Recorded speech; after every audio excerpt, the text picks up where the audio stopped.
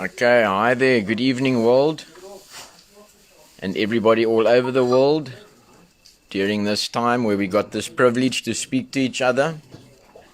Just want to thank everybody that I got the privilege of speaking tonight and just introducing a man that that has also shown me that addiction doesn't discriminate no matter which our background. Hi Cindy and Big Frank, I've heard a lot about you guys, good things. I'm Kurt, the general manager at the RAEL organization that is headed by Mr. Anthony Hall, that found his sobriety through the AA program and has passed it on to us and others. And I find myself carrying the message as well. So tonight we'll have Darren Peterson speaking. He's also he's in the recovery center here in Cape Town, South Africa, and we'll hear what he has to say about his story. And everybody has a story to tell. Thanks again from me, Kurt, at the RAEL organization in Cape Town, South Africa. Then we'll give it over to Darren and we'll hear what he has to say tonight. There you go, Darren. Thank you. Hi there, good evening, everybody. My name is Darren Peterson, as Mr. Kurt has now explained to you, and I'm a recovering addict. Didn't happen overnight. I've been trying to quit for the past 8 years, but that's just testimony to show you how long it really takes and how hard it is to actually come to terms with this addiction of drugs. And I mean, I'm 30 at the moment. I just experienced my birthday. I come from a normal family. I went to school. I got my degree at the age of 21, which was a bit young. But still, nonetheless, I persevered. And I even went further and got my postgrad diploma. And I started working for myself at the age of 21. And, 21, you're still learning how to live life. You're not an adult yet. And be that as it may, I opened my own business. I started working and I felt like a big boy. I mean, I was a man now. I didn't need to, I didn't need to prove myself to anybody because I was making my own living. And sooner than later, I started to go down the spiral of drugs. It all started, if people tell you weed isn't a gateway drug, they are definitely lying. Well, in my experience, it all started with a simple joint at the age of 13, 14. And from there, it just went downward and downward, and you won't believe it. 18 years later, I was at my wit's end. I was, when you're in rehab or you come and you cross those 12-step programs, it's easy. It's jails, institutions, and death. I've been to jail numerous of times, which I don't want to anymore. I mean, I'm court ordered. I've lost jobs. I've lost everything. I mean, I've only been lucky enough to be in the center for the past three and a half months.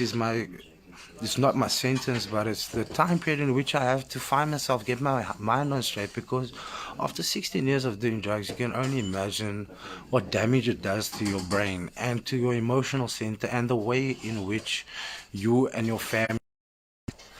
I mean, it's been a struggle, really it has been. Every relationship that I've gone into has broken up. Why? Because I'm an addict. I'm self-centered. I don't care about anybody else but myself. And I'm sure a lot of addicts can relate to this. Every relationship you get into, like they say, marriages are made in heaven but divorces in hell. And never go out with a person that also uses. It is just a catastrophe. I mean, the amount of relationships that just go south after you both using, I mean, it starts in the honeymoon phase, you're both happy, and then sooner than later, you are in a whirlwind of nonsense. And the family relationships also seem to go in a downward spiral. You start being distant from your family, you start lying, you start doing all the things that you wouldn't normally do. I mean, I come from quite a good background. My mother and father were married. I didn't have any childhood issues. I just decided to walk down a different path than my parents. And from my family, I totally isolated myself. Well, that's what drugs do. I mean, it's so ridiculous to think that drugs can take over your whole life, everything you do. I used to go partying, I used to go to pubs, I used to start enjoying myself, and within a year or two, I was just in a constant dark room doing drugs, and it's just a nightmare. You don't want to be there. You think about going out and experiencing what the world has to offer, but be that as it may, you are where you are, and the drugs traps you, and it really is so difficult to let go once it gets a hold of you. And let's not talk about jobs. I mean, we've all had our ups and downs with regards to employment. But for me personally, I couldn't keep a normal job. I've been working for the past 10 years since I graduated.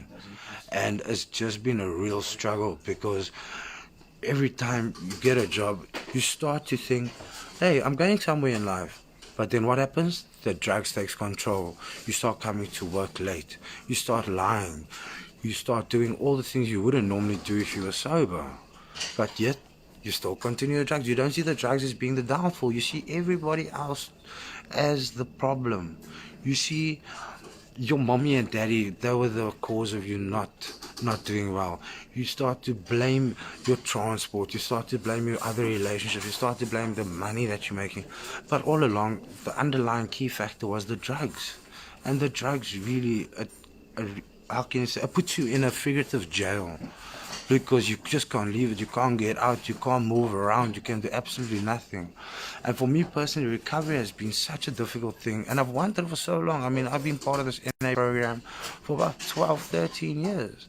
As soon as I started drugs, I wanted to get off it because NA was something that I saw, a 12-step program that I could relate to. The people's stories was easy to relate to, and this is fortunately my 8th rehab I've been to. These 21-day rehabs are a complete joke and waste of money.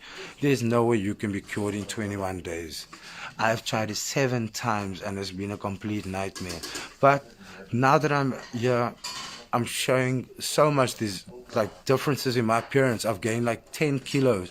I'm feeling healthier mentally. Obviously, when you do drugs for a long time, it starts to eat away at your brain. You start thinking different, you start feeling different. And after a month, you have no idea the complete change in your mindset, the way you approach situations. As an addictive thinking, you immediately think it's instant gratification. That is what we all want. So when we start using drugs, we look at that reward center that's saying, hey, we're doing well, because the drugs make us feel like we're doing well, but actually we're not. And now we try and stop doing drugs, and there is nothing exciting us. And that was my biggest problem, because I like to be stimulated, I like to be exhilarated by things that I'm doing. And there are all certain programs, not to say that these programs don't work, but for example, here at RAEL, we have a nice long program where you actually get to experience life outside of this jail of addiction. And you do a bit of step work, you do some exercise, you do everything that the body needs in order to prepare you for outside life. When you do drugs, you literally turn into a vampire. You are sleeping whole day, at night you're awake. Why? Because the drugs is having such an effect on you. Your parents start to you distance yourself from your parents. And it's really, really something, it has a deep clutch on you that you just can't seem to get away from. And I have personally seen a difference in myself, and so have others, in just the way I approach situations and the way that I logically process the information that is given to me now. And my parents, I used to be all sucked in because of the addiction. My mindset was I was vindictive, I was manipulating everyone, and I was always a person that I tried to get my way, which is incorrect, because with drugs it makes you so selfish that that's all you care about. But actually you're not. You're just in a vicious cycle that is repeating over and over and over again.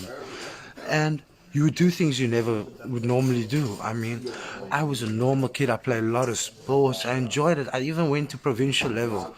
But as soon as the drug got the better of me, I was like, no, this is the funnest thing on earth. And it's the best thing since ice cream. That's all I want to do, which is a complete misconception. And now that I'm in recovery, I'm looking forward to life. When you're still an addict, the way in which you process, the way in which you don't see, look further than the next drug, your next hit. What you gonna do in order to get your next fix? And unfortunately, if it's not legal, you're gonna go and do those illegal things. Why? Because it's all about that instant gratification. Once again, you want yourself to enjoy yourself. You want to be the known person. You want to be the best. You have all these ideas of grandiosity, and it's an absolute joke because you are just ruining your life step by step. Please, guys, don't take it wrong. Drugs addiction is something, it's a disease, but it's a disease that can take your whole life away. And before you know it, a decade, 2 decades of your life has disappeared. And what do you have to show for it? Nothing. You have just been in jails.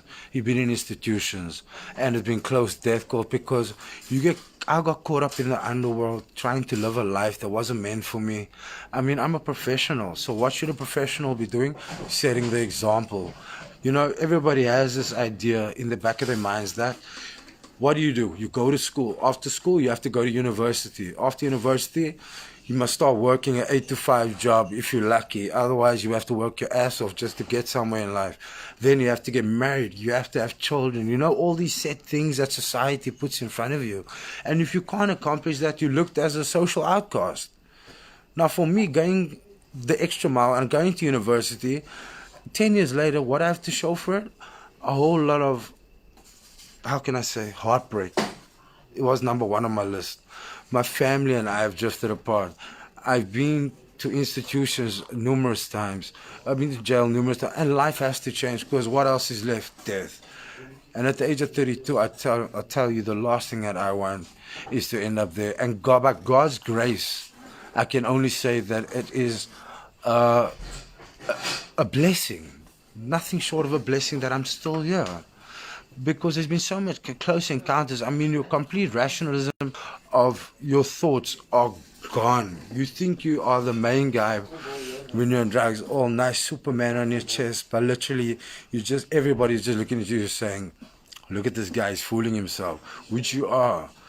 And thank you to Mr. Hall, I have to say, RAEL changed my life. I mean, recovering addicts, empowering lives. It is a blowing mind concept because I have been down this road for the past 12, 13 years trying to come clean of drugs. I started at a very young age. And look how far that got me. It got me absolutely. I've lost every job, like I said. And what am I looking for now? I'm looking to get more clean time under my belt. I'm looking to make progress, mend those relationships. I've never really felt what it's like to love somebody because the drugs numb your emotional senses. I mean, life is all about what you make of it. And if you want to make the most out of it, drugs cannot be part of your life. If you want to have love and have a family, you can't live your life in addiction. You have to find other ways to entertain yourself. And what does an addict do when they think, if I had a good day at work, I need to reward myself. If my girlfriend broke up, I need to drown my sorrows. These are all addictive thinking patterns that we get drunk by. And as soon as we're drunk and we want to cheer ourselves up, what do? We do the bad thing and we use.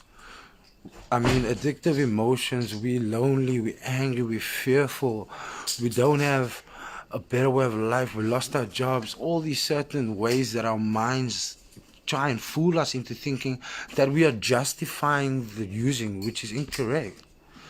We cannot justify our using because of our addictive emotions and our addictive thoughts.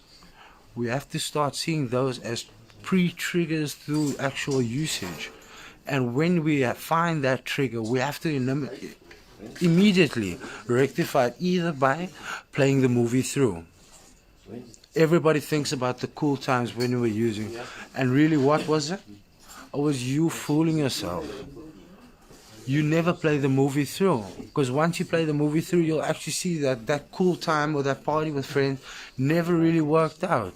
I mean, at 21, I finished my degree. I started my own business. By the age of 23, I lost everything. And then again at 27, I gave my life to a girl which I thought loved me, but it was all the drugs that made me blind to what was the reality, the lies, the cheating. I mean, the amount of irresputable things that I'd done was a complete joke. And why I thought I was better than everybody else, and using was a way of life. I wouldn't get up for work unless I used. I wouldn't go sleep unless I used. I wouldn't make it through the day unless I used. And that you become trapped in that thought pattern and that way of life that is very, very difficult to get out of. And once you have nothing and no one, what do? You sit by yourself and you feel sorry for yourself. And what happens after that? You start using again. And rehabs need to understand that 21 days after 12 years, a decade, is nothing. You cannot do your recovery in 21 days. It is way too short. Here at RAEL, we have a minimum 3 to 6 month policy because it actually builds you up to that level. You can go back into society. You can go further your degree, further yourself as a person, complete your studies, get a job, live a certain way of life that society sees as normal, which we all want to be accepted. Being accepted is what we are humanly programmed to do, and we don't want to be social outcasts. Excuse me. I mean, would a drug addict ever give back to society? Now that we're on this lockdown with the coronavirus, it's so sad to see that people aren't appreciating their lives and they're not showing gratitude to what they actually have. Being an addict, you're not grateful for anything except that dealer coming to bring you your next fix. But now that you're sober, you can start thinking about the food on your plate, the roof over your head, the fact that you have 10 fingers, 10 toes, and you can actually use them to the full capability. And some people just need to realize that this corona and COVID-19 is just a phase. I mean, it's a time for people to start looking at life differently. For drug addicts and for users, this is the time where you can actually change your life. Because now it's so much hard to get your next fix. Otherwise, you're going to end up in jail. You're going to end up in institutions which are probably closed and not allowing people. And what's then going to happen? You're going to be left on the street, and that's not going to last for long because the police are going to lock you up. And then what? You're going to have to wait until the lockdown is completed, which is hopefully here in South Africa is only going to be the end of April. So the 1st of May will be unlocked. And it's such a controversy over this, whether it's going to be long or not, especially here in South Africa. Our economy is crushed. The people are going into shops and they're breaking in. Why? Because they need food. Now, what about the addicts? The addict is now suffering without their fix. I mean, somebody that's using heavy stimulants and depressants they're not getting the next fix. So what are they going to do? They're forced to do something they don't want to, which might be illegal, landing them up in the jail again. For me, I've landed up so many times that I just can't do it anymore. As an educated person, I ended up being shot. I ended up being stabbed. People tortured me. And did I want that way of life? Not at all. But I was so blinded by my life that I was consumed by gangsterism, thinking I was the main guy since sliced cheese. I was the best thing. And it was just a complete illusion. Because when the good days are good, everybody's around you and life's brilliant. But when the days are few and far between, yeah, you're sitting alone and nobody's there to pick up the pieces. And that was for me the worst thing. I didn't have a job. I had no money. I didn't have a girlfriend. I had no friends because all those real friends you thought you had, they all moved on. They don't want to be friends with you if you're an addict anymore. They can see that you are destructing and breaking yourself from the inside out, and there's nothing you can do about it. Because you are, once again, you have your blinkers on. All you see is using. And that's such an incorrect mindset that you have to realize that enough is enough. are you going to use and end up dead? Because that's the only path you're going to have. There was one guy that once to yourself. Post it to yourself with a year in a future date, in a year's time, if you're using and if you're not using. Now, if you use, what would that letter encompass? And when I done that projection, all I could think of was jails and death and institutions. And if I had to tell myself to stop, I can only see greener pastures, that white picket fence that everybody looks for, a beautiful house, a nice wife, kids. You want to leave a legacy. You want to have that kind of impact on the world that everyone should have, because we are so blessed to have God Almighty in our lives that has given His only Son, Jesus Christ, to pay for our sins. Now we want to create more sin on this earth. It's a shame. We have gotten such a bad mental state at the moment that we should just go down on our knees and be thankful that we are still alive and that God has given us the strength and the wisdom. If we just have faith and believe in our higher power. I mean, when I came down to my moral inventory, I was thinking, what defects do I have as a user? And you can think from A to Z, it's probably every letter in the alphabet. But as soon as you take that, one's ability to function becomes dramatically, not dramatically, but it's a process that occurs. But you can start thinking different, you can start acting different, and your whole way of life will become a bit better. And that's all that we ask or that we need in order to make progress in life. Everybody wants to take a step forward. I always believe that if you learn one thing every day, after a year you've learned 365 new things, and that's not bad. And knowledge is key to success, and you're gonna learn nothing by using the whole time. You're just gonna be in that dark room on your own, you and the wrong people, doing the wrong things, and you don't wanna have that. You are just gonna be miserable at the end of the day. And excuse me, people need to also be careful, because once you become clean, it is so easy to relapse.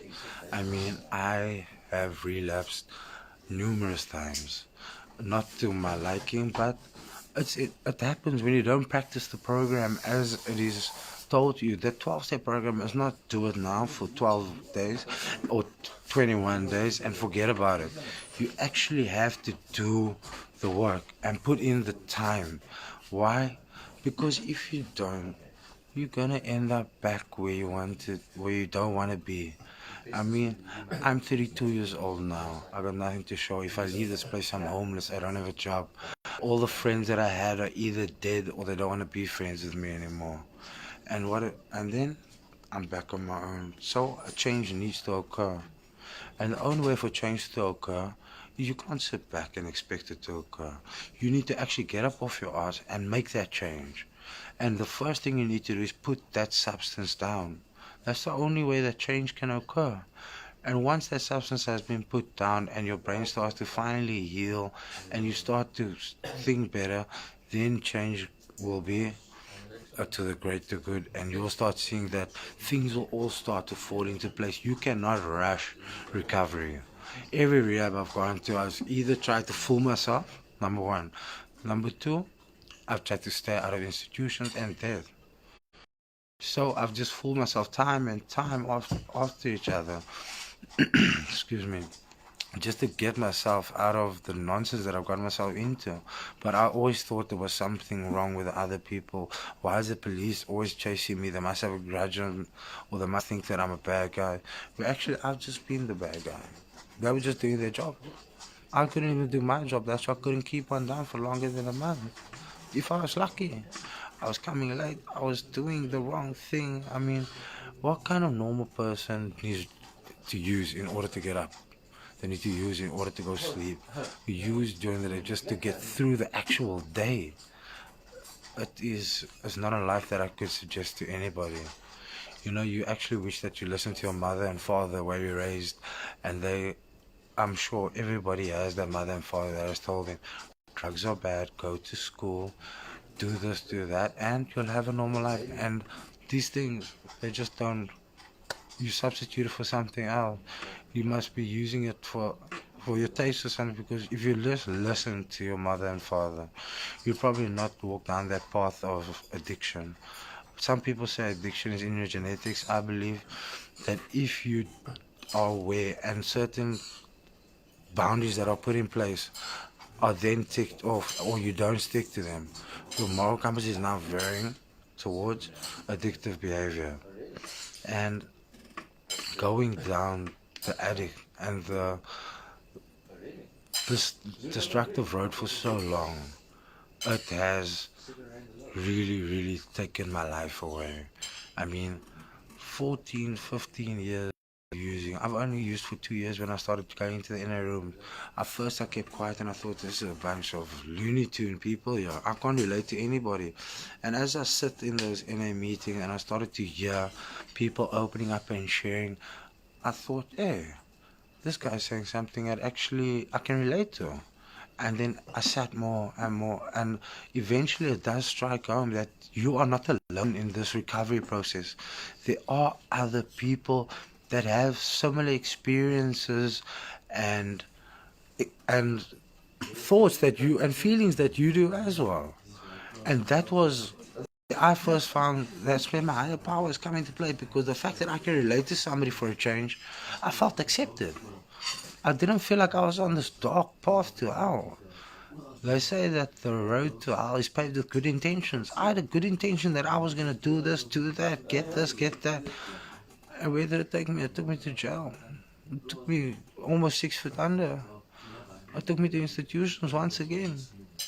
But I'm blessed by the grace of God. Let me say that one more time. The grace of God that I could come into an institution like this, RAEL, because by the kindness and the love I felt here, and the sense of hospitality. If you feel at home, you don't feel like you're actually in a rehab, so to speak. And with the food, they give you the nourishment, the exercise, everything. You actually build your whole person around, and the spiritual principles that are installed into you is something that you can't put money on. I always measure aside a man's wealth not by the amount of money they have in the bank, but a man's wealth is purely measured on the way he learns from his experiences.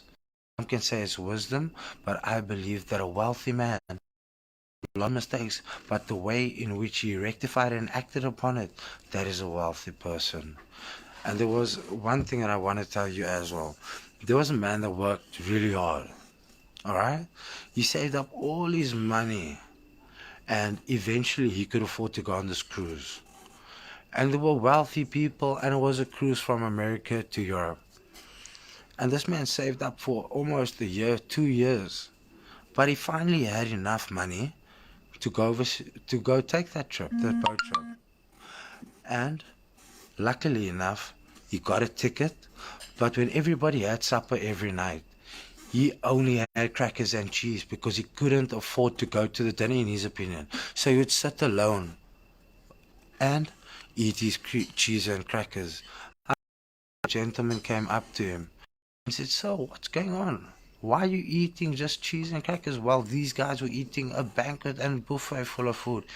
And he said, "Look, I couldn't afford it. I could only afford a ticket to go down the ship on the cruise. But sir, all the food and that is included in your ticket." Shocked, because like an addict, the closed mind that we have when we are using, I'm relating to this gentleman that thought he could only get a ticket. You need to broaden your perspective to life. You need to broaden everything that you, basically the way you look, because when you use, you literally have your blinkers on and you're thinking that this is the end for me, this is the only thing that can keep me going.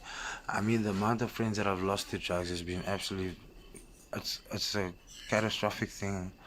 I've lost every person that I've loved, every person that I've cared for, and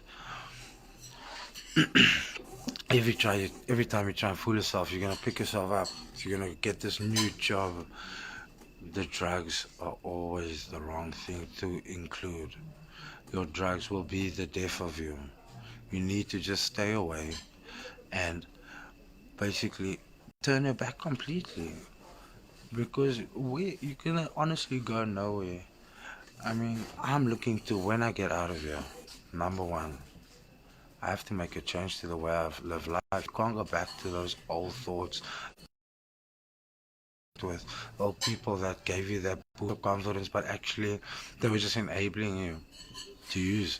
And the people that you thought were your friends, you have to change your whole way of life, because that is the only way you're going to actually make a change. And if you take one thing out of this, if you change the way you look at things, the things you look at will change. At first, I didn't understand it. I thought this was somebody just trying to be ambiguous, change the way you look at things. Until I sat down and I thought about it. And we only see things through our eyes. But if you had to change the person or look through somebody else's eyes, would it be the same? No, because we all are individuals. We all have a way at looking at life, a different perspective. And if you change the way you look at things, I promise you, the way you approach situations, number one. Number two, the way in which you think and rationalize things will all change. And it's a mind-boggling phenomenon that I've now come to realize that I've been sober. I haven't had years of sober time, but this is the longest that I've ever been sober, in 16 years, and it's a slow, gradual, chronic process, so to speak. It's not acute. Acute overnight, everything's fine. But I know that if I just follow my higher power, if I do the right things, the right outcome has to occur. Why? Because that's the way the world works. If you put out positivity, positivity will come back. This is not physics where positive and negative are attracted. Positivity draws in positivity. And if you do good to your fellow brother, God will do good to you, and you will see that doors will be open for you that you won't ever expect. And all things in life, your mark will be put on earth. When I was a user, I always thought that the body is nothing but meat, bone, and electricity. When you die, your meat just decomposes.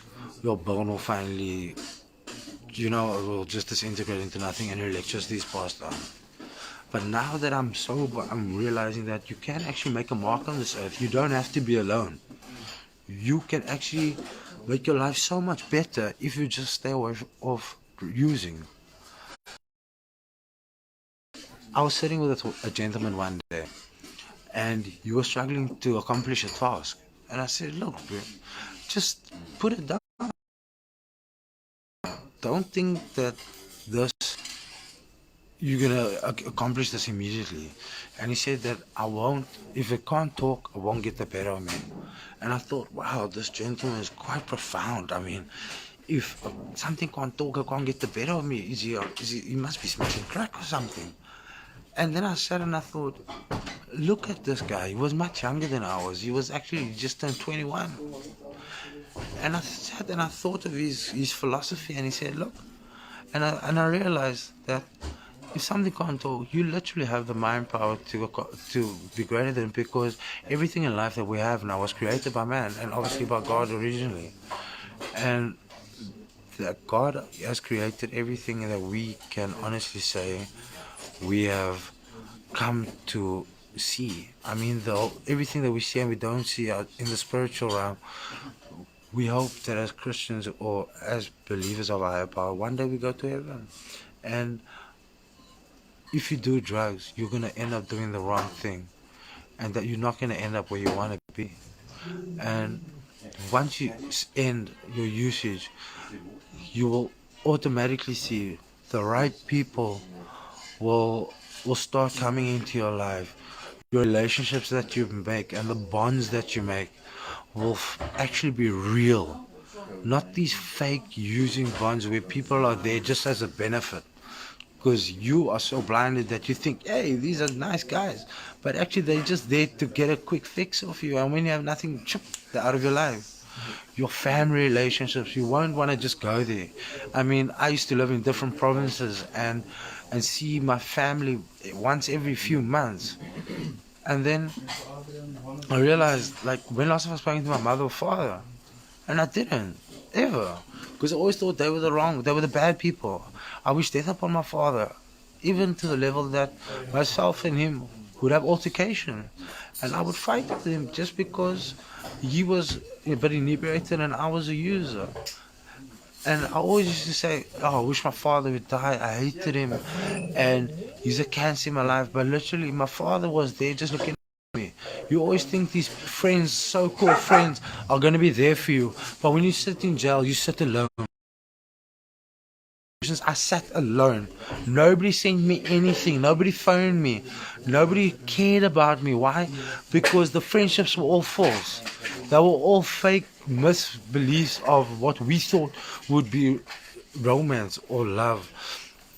And you can only live life for so long in that manner until you actually get fed up and you think that life must have some changes. You cannot, you can't live in that way. Unfortunately, us as humans are programmed. If you put the on button, life, a thought, the only thing that can occur, if it's a computer, it must switch on. So when we think about drugs, what is our brain automatically going to think? Of using. And you need to think of replacing that thought process into something more constructive. You need to start learning how to exercise, find hobbies, get in touch with your family. Because your family is going to be the only one that's there for you throughout life.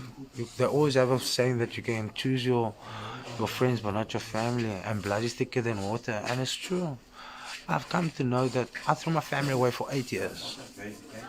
8 years of my life, I just didn't care.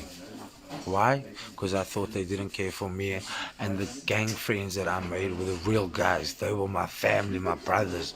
Since I'm an only child, I don't have these mother and father and grandfather and cousins. They weren't real people, but these gangsters and the underworld was my way of life. You know, it's that adrenaline, it's that exhilarating feeling from doing the bad things. And the only thing I accomplished was wasting my time. It ended me up in jail, ended up putting my life at risk, ended up losing everything I had around me because around them. The other part of me said, look, they're holding me back. Number three, I didn't want them to be used as collateral in war. Because what worse thing than somebody getting hold of them to pull you out of your hiding? And it got to that level where people actually put a hit out on me. To this day, I probably think there's people looking for me because of their jealousy makes you nasty, and they hate to see success of other people. And especially in the underworld, people think that if you're on a different mental level as them and you can't compare, what they're going to do? They're going to try and bring you down to their level. Any human is going to do that. So gangsters, they don't finish school, they start thinking that they're the big guys, but what they're doing, they're wasting their time on earth. Because live by gun, die by gun. I think we all heard that saying before. And unless you want to end up that way, don't follow that path. It might be so exhilarating now, you might think it's the best thing since sliced cheese, but it's not going to get you anywhere. The drugs, the lifestyle will only get worse. I mean, I used to think if I made so much money, I'll have so much people around me, I'll have this nice car, I'll have a nice way of life. But what happened? God showed me that if you do things and gain success in the incorrect manner, it will all be taken away from you. You don't appreciate something if it's easily given to you. I mean, the worst things that you can imagine. And I made so much money that I should be able to have a private yacht, a plane, a beautiful house, a vacation house, a family, children. And what do I have to show for it? I got absolutely this. Why? Because all my money I put towards litigation. So I didn't end up in jail. And I mean, jails, especially here in South Africa, is a place you don't want to be.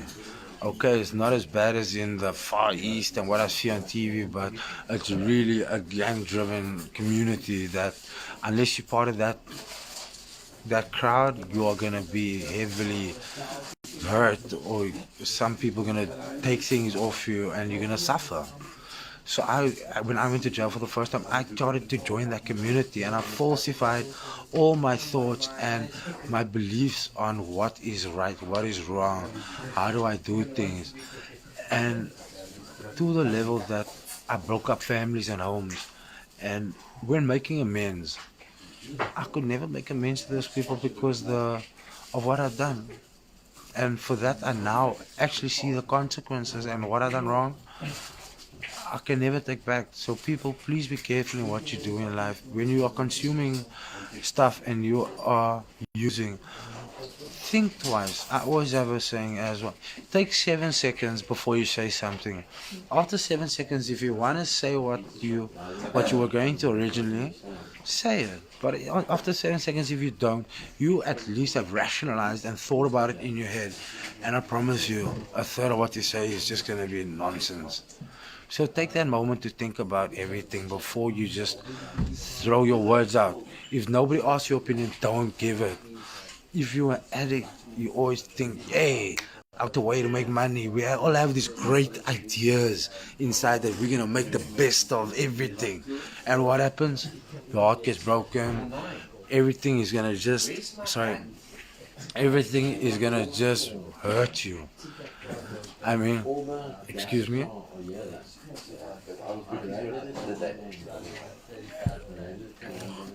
So yeah, when getting caught up in gangs and in doing the wrong thing, it might stimulate you at first, but then what happens after a while becomes such a monotonous thing. You're caught up in a world of trifle. And when we come to see that drugs and gangs are not there, we are so deep in the mud that you're actually starting to feel like it's instant as quicksand. And trying to get out of quicksand, how lucky are you going to be without somebody's assistance? And you're not going to have that assistance. Why? Because of all the hearts you've broken, because of all the times that you lied to people, because of all the nonsense you've caught on. So what's going to happen at the end of the day? You're alone. You got no one around you. You got no support structure in place. And no man is an island unto their own. Let's be honest. If we could all live on our own with nobody around us, everybody would be living a very nice life, but you're probably going to be very sad and lonely. And we as humans are not programmed to be alone. We want to coexist with another partner, whatever gender that is. You want to build a family, you want to leave some kind of legacy, which I personally want to now. I always thought, or I believed, I heard this saying by Genghis Khan, I'm the punishment of God. For if you have not created such great sin, God will not have sent a punishment like me upon you. This was my motto, my creed for 8 years. And I really thought I was put on this earth by God in order to punish those that He will not. I was blinding myself with my using. It completely consumed me. And as I wanted to say, I've done the wrong things. I mean, thinking that you're the punishment of God, God Almighty has the ability to accomplish so much. Don't think that you're going to be the one for punishing. God will do it in His own way. All you need to do is be faithful to God and trust in Him and believe that you have purpose in life. And that sense of purpose will only come when you stop using. I mean, the lives that you impact are not going to grow, and you're not going to be able to have the family that you love. And now that I've finally come to see that, and I'm waiting. Obviously, it will all take time in this progress. That at the end of the day, hopefully, I can have a job, I can have a family, and I can have those around me that are not there just for a benefit. They're not going to run away as soon as I don't have any money or I don't have any stuff for them to use. You're going to make true friends and relations. Okay? And I've always believed if you just stick true to your mother and father, by God's grace, if they're still here with us, you can accomplish anything. Believe me, your army or having your family with you, and with the Spirit, your God above, or anyone that is a higher power, together you are a formidable force for any opponent. Not saying that the world is a fight, but if anything happens, that's the ones you'd like to have on your side. And I have been so blinded once again by using for so long. I never saw this. And it takes a while. It takes months for your brains to start producing and functioning properly once. And look, like I said in the beginning, I have a degree. I specialized in my field. I've had my own business twice. I've thrown it all away because I thought I know better. I really did think I knew better, which was a complete sham. I am no different from any other addict, and I need to just say thank you to God that I'm still here. To my mother and father, I'm sorry, and to everybody else, I'm sorry if I've caused any harm. And for me to say my farewell to you guys, I hope you enjoyed listening to me, and may God be with you because God has certainly been with me. Thank you and goodbye.